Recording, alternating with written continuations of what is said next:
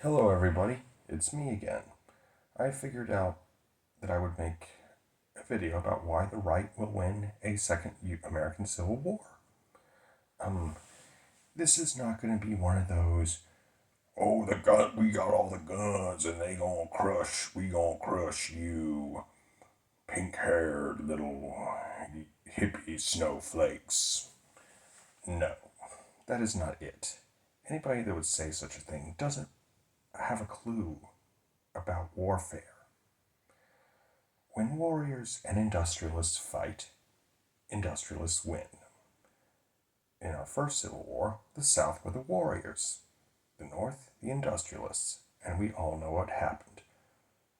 William T. Sherman and Rhett Butler tried to explain this to them, but they didn't listen, and look what happened. That being said, these days it's not quite as black and white as to who has the industry, but it is black and white as to who has the agriculture. The red states have most of the agriculture, with the exception of California. The whole Midwest is the breadbasket of America, and most of those states have gone with the red team. They also have Texas, which has a shit ton of oil. And you can have all the technology in the world, but it's useless if you can't power it. Just ask the World War II Germans. And remember what Napoleon said: the army marches on its stomach. The red team has all the agriculture. Well, most of it. That being said, is the red team's victory assured? Not so fast. The blue team has the technology and the wealth.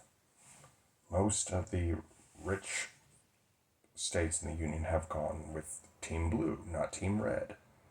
And that with that, money is power, my friends, and with a bigger purse, you can accomplish some pretty amazing things. Money makes you very, very strong, and but still, that's not all. The most of the technology hubs, such as California, New York, etc., have gone with the blue team, have sided with the blue team. And their technology could advance much quicker than the red teams could. So they will probably have more advanced weapons. There are so many factors that go into this because, you know, don't even get me started on international support. That would be really, really crazy. But the blue team controls the entire West Coast and a good chunk of the East Coast.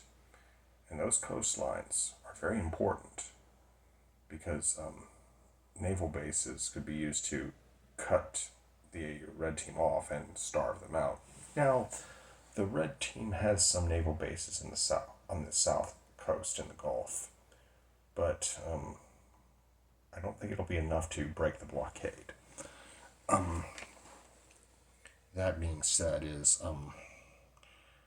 this is not something we want to happen. It really isn't. And I think we better understand that. It would be bad for all of us.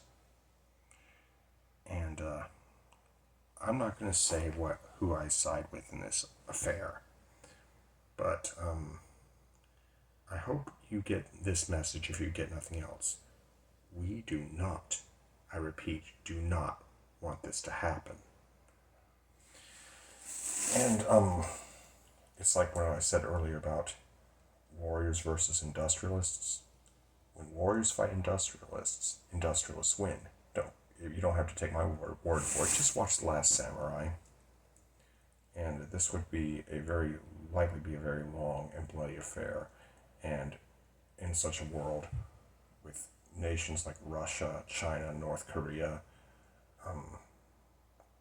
Iran, they would just be rubbing their hands and popping champagne bottles if this happened. Except for Iran, because they don't drink, because they don't drink alcohol because it's un-Islamic. But they would be rubbing their hands together because they would be able to do whatever the fuck they wanted. And they would rejoice at watching America burn. Let's come together and realize that we can resolve this peacefully. Let's do that. Let's not have a second civil war. I hope you enjoyed this video. Be sure to like, comment, share, and subscribe. Be good, y'all. Peace.